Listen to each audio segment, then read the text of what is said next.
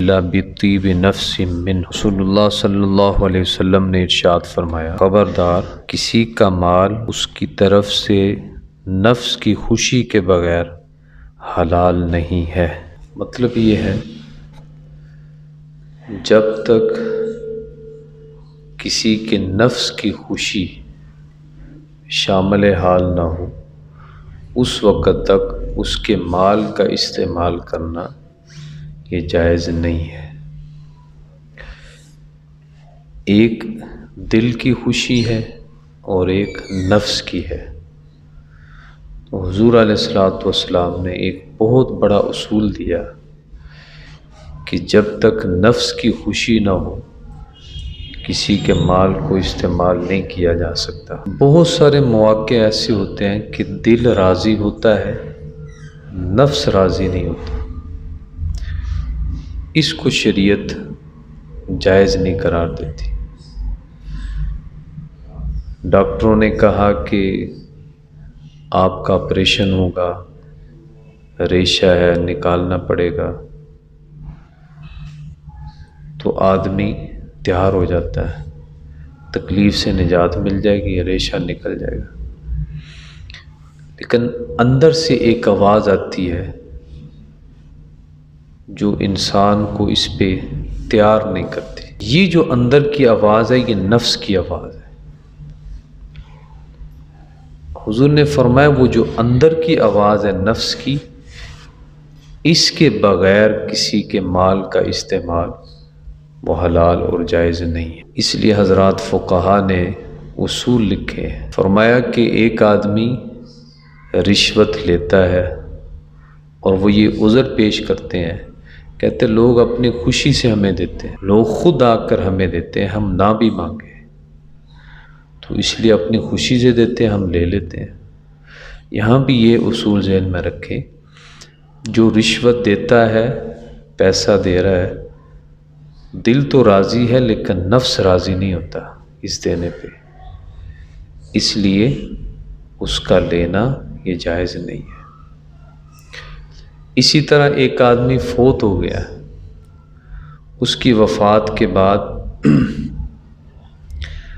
لوگ ورثاء اس مشترکہ مال سے لوگوں کے لیے کھانا بنا رہے ہیں، صدقہ کر رہے ہیں، غرباء میں تقسیم کر رہے ہیں، تو یہ جائز نہیں ہے، کیونکہ جتنے ورثاء ہیں وہ بظاہر مان جائیں گے کہ ٹھیک ہے، لیکن ان کی نفس کی خوشی شامل حال ہونا ضروری نہیں ہے۔ لوگ کیا کہیں گے؟ لوگوں کی باتوں سے بچنے کے لیے راضی ہو جاتے ہیں۔